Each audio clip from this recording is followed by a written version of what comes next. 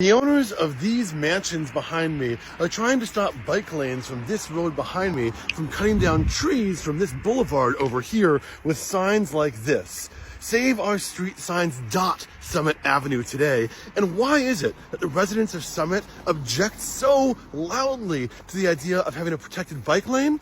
Well, they feel that a protected bike lane will need to widen Summit Avenue and put some of these trees at risk. They feel their voices are at risk of not being heard. And so about a year ago now, those Save Our Street signs that I showed you just now started dotting this neighborhood.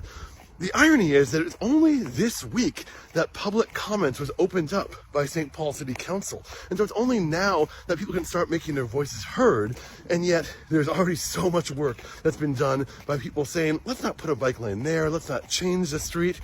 And here's where the contradiction comes in. Because I, as you might hear from my tone, am a supporter of bike lanes, but I also am a lover of Summit Avenue and St. Paul's historic character. And the reason that St. Paul has this historic character is because of some of the residents, like the people who live on Summit Avenue. In fact, I'm just now walking down Maiden Lane, which is one of the only remaining cobblestone-lined laneway in St. Paul. You can't see it as well here in the wintertime. But it's these characteristics that have been preserved by careful attention to detail of the residents of this neighborhood. And so here's where the push and pull comes. Where does historic preservation need to take a back seat to accessible cities and bicycle infrastructure?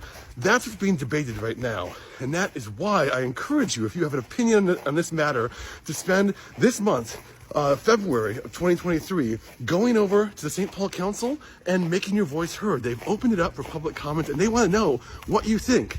Do you think there should be a protected bike lane on Summit Avenue? Or do you think maybe it should be somewhere else?